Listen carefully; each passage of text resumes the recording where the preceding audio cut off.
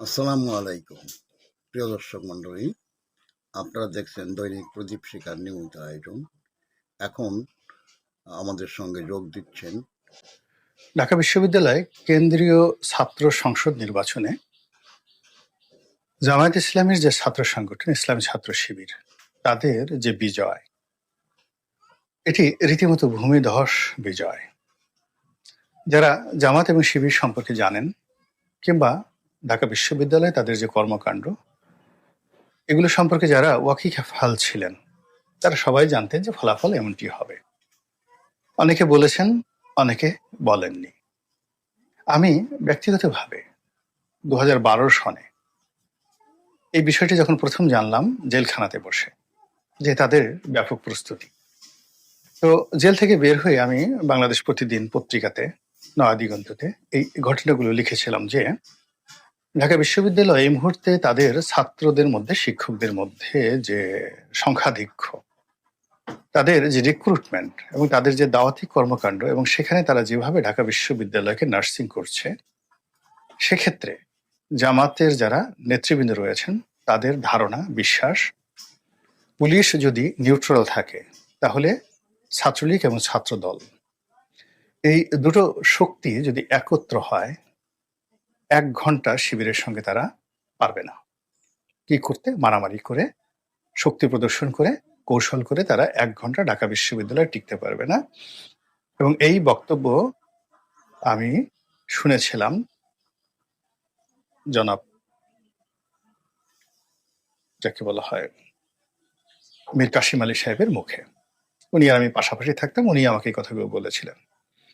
উনি এখন প্রয়াত, কিন্তু উনি যতদিন জীবিত ছিলেন, আমি জেল থেকে বেরোই, এটা বাংলাদেশ প্রতিদিন পত্রিকাতে প্রথমত সম্পাদকীয় লিখেছিলাম, পরে আবার একটা আমার যে কারাগারের জীবন নিয়ে একটা লেখা লিখেছিলাম, এমপির কারাদহন, ওটা ধারাবাহিকভাবে বাংলাদেশ প্রতিদিন পত্রিকাতে প্রতিদিন ফার্স্ট পেজে ছাপা হতো। এবং ওটা তখন তো বাংলাদেশ প্রতিদিন মানে তখন থেকে এখনো পর্যন্ত বাংলাদেশের 1 নম্বর ওয়েল সার্কুলেট পত্রিকা। তো যারা পড়েছেন তারা তো সবাই জানেন। কিন্তু দুর্ভাগ্য যে আওয়ামী লীগের যে কর্তা ব্যক্তি, আমার আশা ছিল যে তারা আমাকে জিজ্ঞাসা করবেন বা জেলখানার মধ্যে কি হচ্ছে সেটা বোঝার চেষ্টা করবেন। এখন বাংলাদেশে যা কিছু হচ্ছে, সেটা আপনি পত্রপত্রিকা আমার দেশ বলেন, নয়া দিগন্ত বলেন, বা সচিবালয় বলেন, বাইরে যারা ইউটিউবার রয়েছেন জামাতের পক্ষে যে কাজগুলো করছেন, তারপর ডক্টর মোহাম্মদ ইউনূসের সঙ্গে জামাতের যে সম্পর্ক, তারা একসঙ্গে শেখ হাসিনা পতনে কিভাবে লবিস্ট ফার্ম নিয়োগ করেছে, ইউরোপ এবং আমেরিকাতে যুগপৎভাবে কিভাবে কাজগুলো করেছে, এই পুরো বিষয়টি আমি কিন্তু একেবারে জেনে এসেছিলাম 2012 সনে। এবং আমি যতটা সম্ভব ইঙ্গিত দিয়ে সেগুলো প্রকাশ করেছিলাম খোলামেলাভাবে, এবং এটা বই আকারে এখনো মার্কেটে আছে। কিন্তু দুর্ভাগ্য, আওয়ামী লীগের কোনো লোক সেটা পড়েছে কিনা আমি বলতে পারবো না, বা পড়লেও সেটা গুরুত্ব দেওয়ার প্রয়োজন মনে করেছে কিনা আমি বলতে পারবো না। কিন্তু বাস্তবতা হলো যে আওয়ামী লীগের যে পতন, আওয়ামী লীগের পতন আসলে জামাতের হাতে হয়েছে। এটা হলো বাস্তবতা। পুরো জিনিসগুলো মানে মাস্টার মাইন্ড হিসেবে জামাত যে কাজগুলো করেছে, যার প্রস্তুতির কথা আমি সেই 2012 সনে দেখেছিলাম, শুনেছিলাম, সেটার বাস্তব রূপ যখন 2024 সনে আমি দেখলাম, আমি আশ্চর্য হইনি। আবার দেখুন যে এই যে ডাকসু নির্বাচনে যে ফলাফল হলো, যারা বিএনপি পন্থী লোকজন আছেন বা যারা মুক্তিযুদ্ধপন্থী লোকজন আছেন, তারা সবাই নানা রকম আবেগ, অনুভূতি, প্রেডিকশন তাদের সামাজিক মাধ্যমে দিয়েছেন। আমি কিন্তু একটাও মন্তব্য করিনি, জাস্ট একটা মন্তব্য করিনি। তো আমার জানা ছিল যে এরকম একটা ফলাফল হবে। এখন বক্তব্যটা হলো যে ফলাফলটা হলো, এই ফলাফলের ভবিষ্যৎটা কি বা কেন হলো। আমি যেটা বলতে চাই যে 1971 সনের পরে যখন জামাত ব্যান্ড হয়ে গেল এবং পরবর্তীতে যখন ছাত্র শিবির, আগে যেটা মানে ছাত্র শিবির তো স্বাধীন বাংলাদেশে হয়েছে, সেই ছাত্র শিবির প্রতিষ্ঠিত হওয়ার পর থেকে এখন অবধি প্রায় 50 বছর হয়ে গেছে। তো কোনো বিশ্ববিদ্যালয়, কোনো শিক্ষা প্রতিষ্ঠানে, এমনকি মাদ্রাসাগুলোতেও তাদেরকে আসলে কাজ করতে দেওয়া হয়নি। ঢাকা বিশ্ববিদ্যালয়ে কত শিবিরের নেতা, তারা যে কত মার খেয়েছেন, অপমানিত হয়েছেন, লাঞ্ছিত হয়েছেন, সেটা বলার মতো নয়। আমি একজন ভদ্রলোকের নাম বলি, আমাদের এলাকায় বাড়ি। তো তিনি যাকে বলা হয়, নাম বলবো না, পরবর্তীতে একটা ব্যাংকের ডিএমডি হয়েছিলেন বা এডিশনাল ম্যানেজিং ডিরেক্টর হয়েছিলেন। তো ঢাকা কলেজে আমাদের বড় ভাই ছিলেন। তো খুব মারলো একবার, ছাত্রলীগের ছেলেরা মারলো, ছাত্রদলের ছেলেরা মারলো, তিনি শুধু হাসতেন। এরপরে তিনি আবার ইউনিভার্সিটি এসে কতবার মার খেলেন, একবার ইলেকশনও করলেন, কিন্তু কোনোদিন জোরে একটা কথা বলেননি, কারোর বিরুদ্ধে অভিযোগ করেননি, শুধু মার খেয়েছেন আর শিবির করেছেন, পরে জামাত করেছেন, এবং ওটা করেই একটা ব্যাংকের এডিশনাল ম্যানেজিং ডিরেক্টর হিসেবে রিটায়ার্ড করেছেন। জামাতের কাছ থেকে তিনি কি নিয়েছেন, কি পেয়েছেন, এটা আমি বলতে পারবো না, কিন্তু ওই ভদ্রলোকের মতো এরকম আরো শত শত হাজার হাজার জামাতের নেতাকর্মী, যাদের জীবনটা শুরু হয়েছিল শিবির দিয়ে, মার খেয়েছেন, জেলে গিয়েছেন, বিনিময়ে কিছু পাননি, জামাত করেছেন, জেলে গিয়েছেন, কর্মজীবন লাঞ্ছিত হয়েছেন, অপমানিত হয়েছেন, জেলে গিয়েছেন, অনেকে মরে গিয়েছেন, কিন্তু কোনো অভিযোগ রেখে যাননি। কিন্তু তার ছেলে সন্তানদেরকে আবার শিবিরে ভর্তি করিয়ে গেছেন যে তোমরা আমার মরার পরে শিবিরে যেও এবং জামাতে যেও। তো এই যে 50 বছরের যে একটা ধারাবাহিকতা, এই ধারাবাহিকতাটা জামাত এবং শিবির পথে প্রান্তরে, মাঠে ঘাটে, সব জায়গাতে তারা এটা বজায় রেখেছে। আপনি সমালোচনা করেন, গালি দেন, রাজাকার বলেন, আলবদল বলেন, যা কিছু বলেন না কেন, সেটা আপনি বলতে পারেন, কিন্তু তারা তাদের যে অভীষ্ট লক্ষ্য তার থেকে একটু বিচ্যুত হয়নি।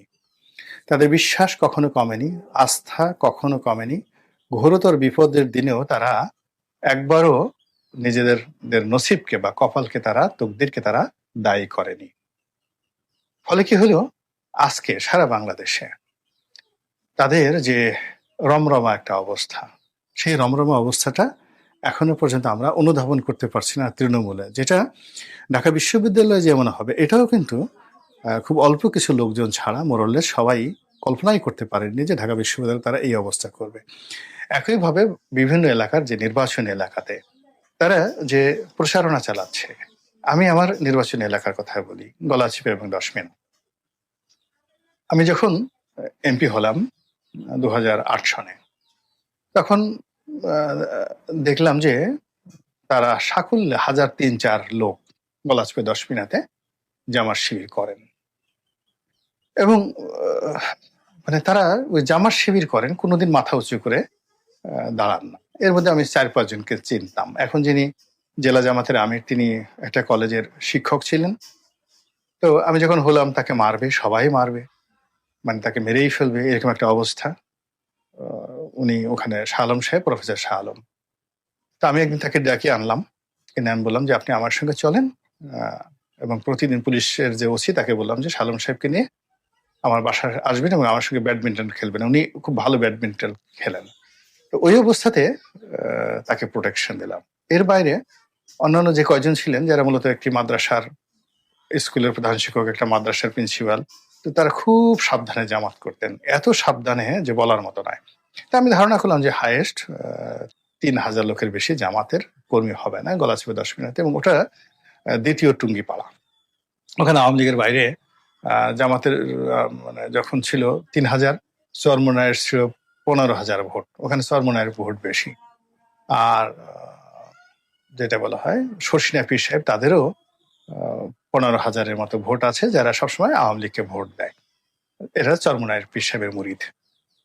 আর জামাতের বাইরে ওখানে বিএনপির যে ভোট 2008 সনে, এটা ছিল 60 থেকে 65,000, 60 থেকে 65,000, এবং 2008 সনে যে নির্বাচনটা খুবই প্রতিদ্বন্দ্বিতামূলক নির্বাচন হয়েছিল, এখন এর চেয়ে আর হয় না। এর কারণ হলো, যিনি বিএনপির প্রার্থী ছিলেন তিনি আমার মামার শ্বশুর শাহজাহান খান, এবং বিএনপি ওই এলাকাতে তিনিই প্রতিষ্ঠা করেছিলেন। আর আমি তো আওয়ামী লীগ থেকে গেলাম, তো ওই বছর সবচেয়ে বেশি কালেকশন হয়েছে। তো সেক্ষেত্রে উনি ভোট যেটা পেয়েছিলেন, সম্ভবত 62 বা 65,000-এর মতো ভোট পেয়েছিলেন, ওটাই আসলে বিএনপির সর্বোচ্চ ভোট ওখানে। আর আমি যেটা পেয়েছিলাম সেটা হলো 1,25,000 বা 22,000-এর মতো ভোট। তো এখানে মোটামুটি যারা নিউট্রাল ভোট ছিল 1020 ভোট। এটা আমি নতুন প্রার্থী ছিলাম, সেখানে নতুন আসছে। আলটিমেটলি ওখানে 1 লাখ ভোট তখন ওই সময়টাতে আওয়ামী লীগের ছিল। এখন কি অবস্থা আছে সেটা আমি জানি না। তো আমি 2018 সনে যখন বিএনপির মনোনয়ন নিয়ে গেলাম, তখন সঙ্গত কারণেই জামাতের যারা লোকজন তারা সবাই এলেন এবং তারা নিজেরাই তখন বললেন যে তাদের এখন 15 থেকে 20,000 ভোট গলাচিপা 10 মিনিটে আছে। এবং যে পরিমাণ জামাতের লোক আমার কাছে এলেন ওই সময়টিতে, আমি দেখলাম বিএনপির লোকের চাইতে জামাতের লোক কোনো অংশে কম নয়। তাদের উৎসাহ, উদ্দীপনা, ইনভেস্টমেন্ট, ডেডিকেশন, রাত্রি 1টা-1.5টার সময় তারা দল বেঁধে 100-150 চলে আসছেন। তো এত অল্প সময়ের মধ্যে বিশেষ করে 14 থেকে একেবারে 18, এই 4 বছরের মধ্যে এদের এত উন্নয়ন, আমি খুব অবাক হয়ে গেলাম। আর গত 4-5 দিন আগে আমার এলাকা থেকে একজন লোক টেলিফোন করে বলল যে, ভাই কি বলবো, ওরে ভাই রে, আমার চারিদিকে শুধু জামাত আর জামাত, জামাত ছাড়া কোনো লোক নেই, বাড়ি বাড়ি শুধু জামাত আর জামাত। আর বাউফলের কথা তো বলাই যাচ্ছে না। বাউফলে ওখানে ডক্টর মাসুদ আছেন, ডক্টর মাসুদ, তো বললো যে ওখানে তিনি চোখ বুজে হয়ে যাবেন, ওখানে বিএনপি আওয়ামী লীগ কোনো ব্যাপারই না, ওখানে শুধু জামাত আর জামাত। কিন্তু যে গলাচিপা 10 মিনিটে আওয়ামী লীগ ছাড়া অন্য কোনো নামগন্ধ ছিল না। বিএনপির যেখানে প্রায় 65,000 ভোট, সেখানে এখন জামাত এমন অবস্থা হয়ে গেছে, জামাতের কথা মতো প্রশাসন চলছে। ডিসি, এসপি, ওই জেলা আমির, আমার যে শালম সাহেবকে আমার প্রোটেকশন দিতে হয়েছিল, এখন যদি আমার গলা চেপে যেতে হয়, ওই শালম সাহেবের প্রোটেকশনে আমার যেতে হবে। এই অবস্থা হয়ে গেছে। এখন আমি যেটা খুব সহজ সরল ভাবে আপনাদেরকে যে কথাটা বললাম, যে সত্যটা স্বীকার করলাম।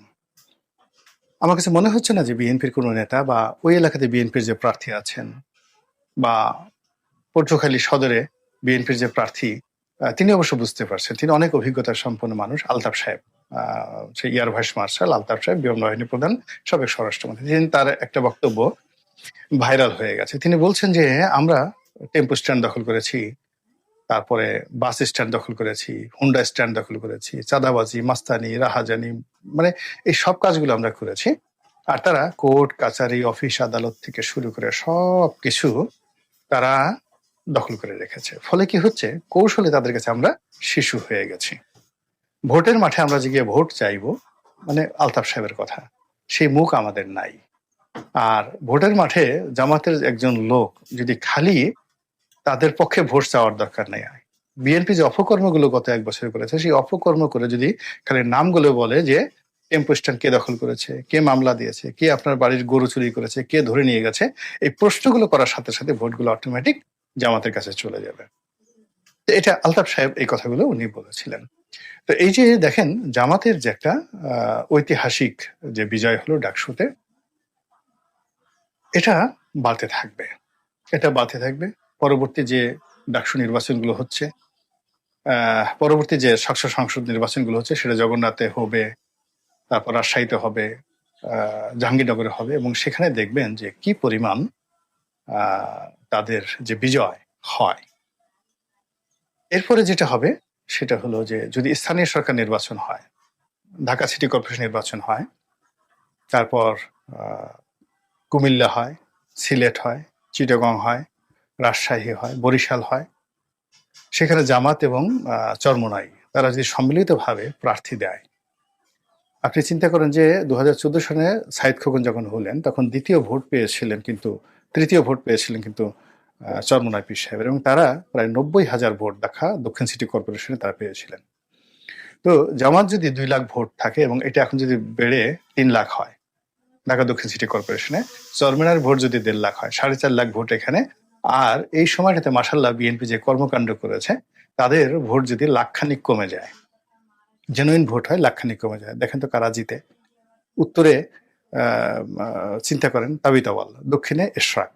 এখন এশরাক, তাবিতাওয়াল, তাদেরকে তো নতুন করে পরিচয় করায় দেওয়ার দরকার নেই, এভরিবডি নোজ। কিন্তু জামাত এমন একজন প্রার্থী দিল, ধরুন তারা একজন বিশ্ববিদ্যালয়ের শিক্ষককে দিল, বা বাইরে থেকে একজন লোককে যার খুব ইমেজ রয়েছে, খুব ভালো ইমেজ রয়েছে, পজিটিভ ইমেজ রয়েছে, তাকে এনে জামাতের প্রার্থী করা হলো। এই যে ঢাকা বিশ্ববিদ্যালয়ের ভাইস চ্যান্সেলর, কোত্থেকে এনে তারা নিয়োগ দিল, আমি কি টের পেয়েছি? তারা এই ক্যাবিনেট সচিব, এখন সবাই বলতেছেন তিনি জামাতের লোক, ক্যাবিনেট সচিবকে তারা যে নিয়োগ দিয়েছে, আমি কি একটা শব্দ করার সুযোগ পেয়েছি? পাইনি। তো এইভাবে দক্ষিণ সিটি কর্পোরেশনে দেখা গেল যে এমন একজন প্রার্থীকে দিল, এরশাকের পাশে তাকে দাঁড় করাইলি মনে হবে যে না, এই লোকটা ভালো, এরশাকের চেয়ে ভালো, এরশাকের চেয়ে শিক্ষিত, এই লোকের দ্বারা সিটি কর্পোরেশনের উপকার হবে। তারপর তো জামাতের মজমা, জামাতের মিটিং টিটিং যা কিছু আছে এগুলো যদি চলতে থাকে, একেবারে ঢাকা বিশ্ববিদ্যালয়ের চাইতেও 10 গুণ ভালো ফলাফল করবে এই ঢাকা সিটি কর্পোরেশন নির্বাচনে। এবং ডক্টর মোহাম্মদ ইউনূস কে দিয়ে তারা এই কাজগুলো না করিয়ে তারা জাতীয় নির্বাচনে যাবে বলে আমার কাছে